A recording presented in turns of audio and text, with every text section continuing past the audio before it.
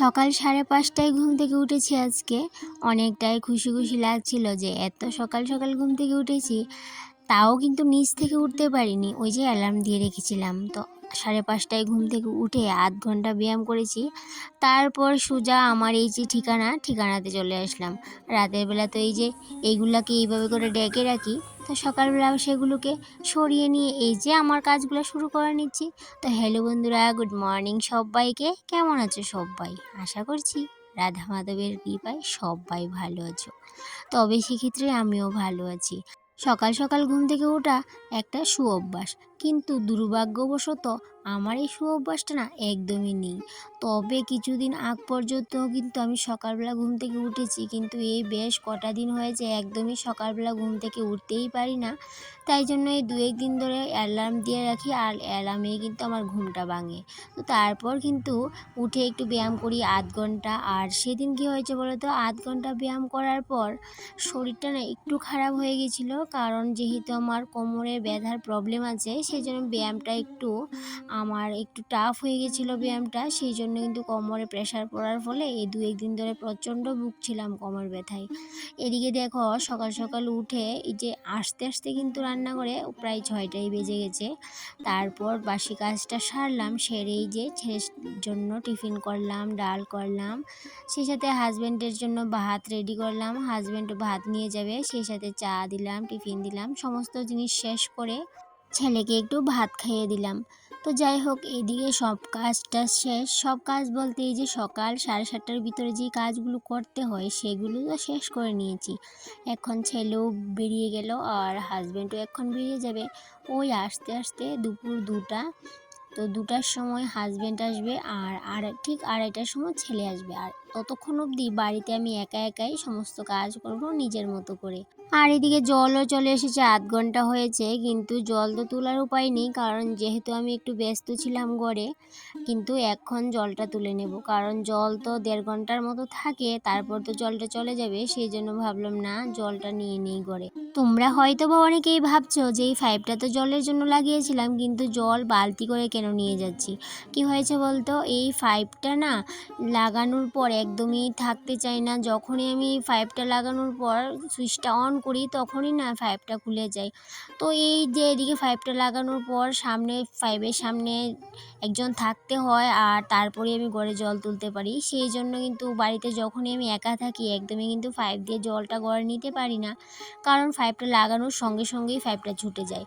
যদি একজন পাইপটাকে ধরে রাখে টেপের সাথে, তাহলেই নিতে পারি, আর নয়তোবা নিতে পারি না। তো তাই জন্যই বালতি করে ঘরে জলটা তুলে নিলাম। তারপর একটু রিল্যাক্স হয়ে নিজের জন্য একটু চা করে নিয়েছিলাম।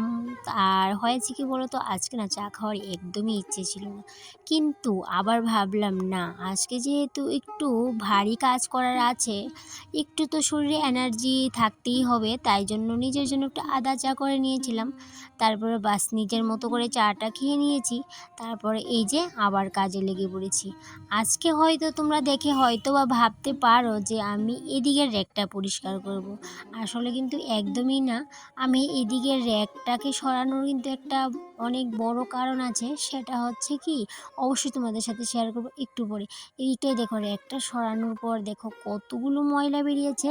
ওই তো 2 দিন হলো র্যাকটাকে সরিয়ে ঝাড় দিয়েছিলাম, কিন্তু দেখো 2 দিনের ভিতরে কি অবস্থা হয়ে আছে।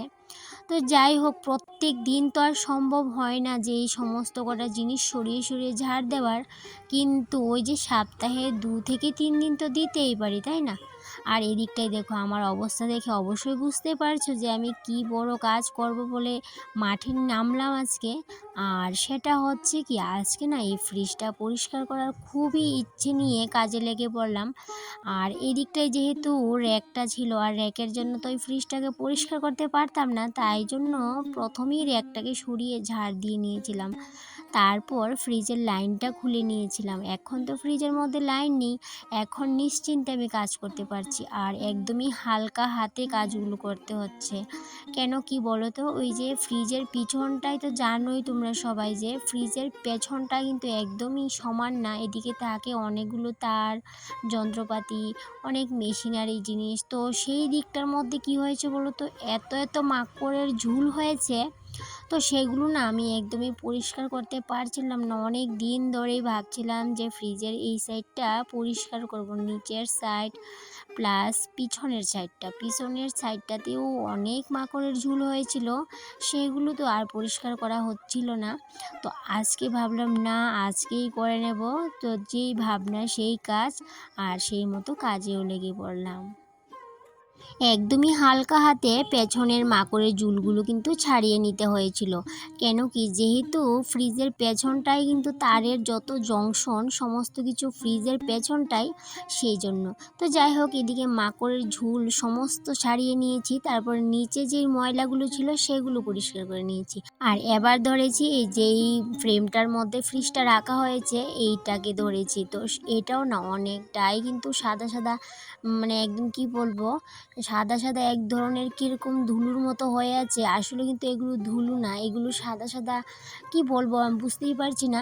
তো যাই হোক, এদিকে দেখো এবার এই সাইডটাতে ধরলাম, কারণ ফ্রিজটা না সরিয়ে তো আর এটাকে পরিষ্কার করা যায় না। কিন্তু যখন এই রান্না করে প্রথমেই ফ্রিজটা এনেছিলাম, তখন কিন্তু এইটাকে ভালো করে ধুয়েই কিন্তু ফ্রিজটা বসানো হয়েছিল, হাজব্যান্ডে ধুয়ে বসিয়েছিল। কিন্তু দেখো এই কটা মাসে কতটা নোংরা হয়েছে, কিন্তু সবসময় আর হয়ে ওঠে না, যেহেতু এটা কারেন্টের জিনিস তাই জন্য সবসময় কিন্তু আমি আর ধরার কথা মাথাতেও আনি না।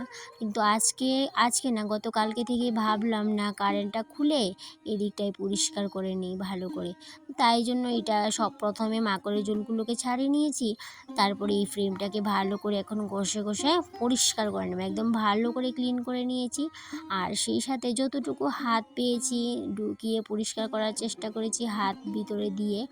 তারপরে এই সাইডটা যখন পরিষ্কার করতে গিয়েছিলাম একদমই পারছিলাম না, আঙুলটা একদমই ভিতরে দিতে পারছিলাম না। আর চেষ্টা করেছিলাম, কিন্তু আমার একটা আঙুল একদমই অনেকখান জায়গা আঙুলটা কেটে গেছিলো ওই ফ্রিজের নিচটাই লেগে। তো যাই হোক, অবশেষে ক্লিন করে নিয়েছিলাম, ভালোই ক্লিন হয়েছে। জানি না আবার কবে মাকড়ের ঝুল বানানো শুরু করে, কিন্তু মাকড়ের ঝুল যদি আবার বানানো শুরু করে আবার কিন্তু ভাঙতে হবে এই পদ্ধতিতেই। আর এই দিকটায় দেখো, এই ফ্রিজের উপরের সাইডটা না ঘেমে ঘেমে যায় বলে অনেক দিন ধরে কিন্তু ফ্রিজের উপরে কোনো রকম কাপড় দেওয়া হচ্ছিল না। আর সাইডেও কিন্তু একটা সাইড অনেক জায়গা জুড়ে ঘেমে যায়, তাই জন্য কোনো কাপড় দিই না। কিন্তু এই যে কাপড় ছাড়াও সেদিন দেখলাম কি অনেকখান জায়গা একদম ঘেমে ঘেমে ভিজে আছে। তো যাই হোক, জানি না ফ্রিজটা কেন ঘামছে। তো অবশ্যই তোমরা যদি জানো এই ব্যাপারটা আমাকে অবশ্যই কমেন্টে জানিও, অনেকটাই হেল্প হবে। তো যাই হোক, এদিকে দেখো ফ্রিজটা তো ক্লিন করে নিয়েছি। আর বলতেই পারো যে ফ্রিজের ভিতরটা তো ক্লিন করলাম না। আসলে কি হয়েছে বলো তো, আজকে তো প্ল্যান করে নিয়েছি যে ফ্রিজের বাইরেটাকেই পরিষ্কার করব, ভিতরটা তো এমনিতে পরিষ্কার আছে, কিছুদিন আগে করেছিলাম, তাই জন্য আর ভিতরটা পরিষ্কার করলাম না। আর তোমরা তো জানো যে আমি পার্ট পার্ট করেই কাজ করি, আর এভাবে আমার সুবিধা হয়। এইভাবে কম পরিশ্রমে কাজ করতে আমি অভ্যস্ত। আর বেশি পরিশ্রম একদিন আমি একদমই করতে পারি না। আগে হয়তো বা একদিনে করে নিতাম অনেক কাজ, কিন্তু এখন আর একদিনে আমি সমস্ত কাজবাজ করে নিতে পারি না, ক্লিনের ব্যাপারটা তো একদমই করতে পারি না।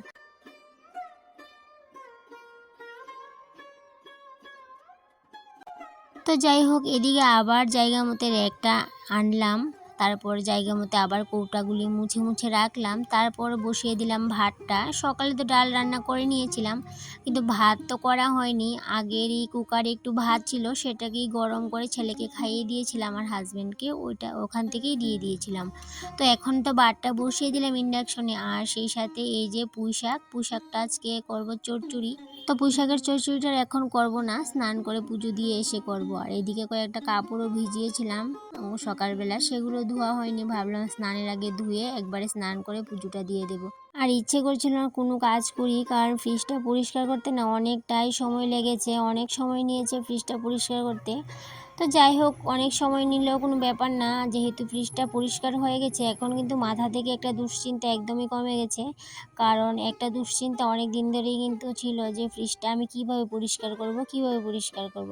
তো যাই হোক, পরিষ্কার করে নিয়েছি যেহেতু আজকে, আর এখন কিন্তু একদমই ফ্রেশ লাগছে। আর কোনো কিছু ঘরের পরিষ্কার করে নিলে না অনেকটাই কিন্তু ফ্রেশ লাগে, মনটা অনেকটাই হালকা হয়ে যায়। কারণ ঘরে যদি ময়লা থাকে তাহলে কিন্তু মনটা একদমই শান্ত থাকে না, অশান্ত অশান্ত একটা ভাব হয়ে থাকে, একদমই ভালো লাগে না। তো যাই হোক, এইদিকে দেখো পরিশ্রম তো হয়েছে একটু ঠিকই, কিন্তু পরিষ্কার যেহেতু হয়ে গেছে এখন তো আর পরিশ্রমটা একদমই গায়ে লাগে না। আর আমার রান্নাঘরে তো জানো সমস্ত কিছু একটু ক্লিন করে রাখতেই আমি বেশি পছন্দ করি, একটু অগোছালো অক্লিনভাবে রাখা আমার একদমই ভালো লাগে না। তো যাই হোক, এদিকে দেখো স্নান করে কাপড় টাপড় ধুয়ে স্নান করে পুজো দিয়ে আবার চলে আসলাম রান্নাঘরে। এসে না একটু ইচ্ছে করছিল চা খেতে, তাই জন্য আবার একটু আদা চা করে নিয়েছিলাম। চাটা খেয়ে পুঁইশাকের চচ্চড়িটা করলাম, সেই সাথে কচু ভাজি করেছিলাম। রান্নাঘরে সমস্ত কাজ বাজ শেষ করে চলে আসলাম এদিকটায়, স্টুডেন্ট চলে এসেছিল, ওকে নিয়ে বসলাম। আর ওকে পড়াতে পড়াতেই আজকের ব্লগটা এই পর্যন্তই শেষ করে নেব। আবার দেখা হবে তোমাদের সাথে পরবর্তী কোনো একটা ব্লগ। ততক্ষণে তোমরা ভালো থেকো, সুস্থ থেকো, আর সেই সাথে ভালো লাগলে একটা লাইক করার অনুরোধ রইল। টাটা।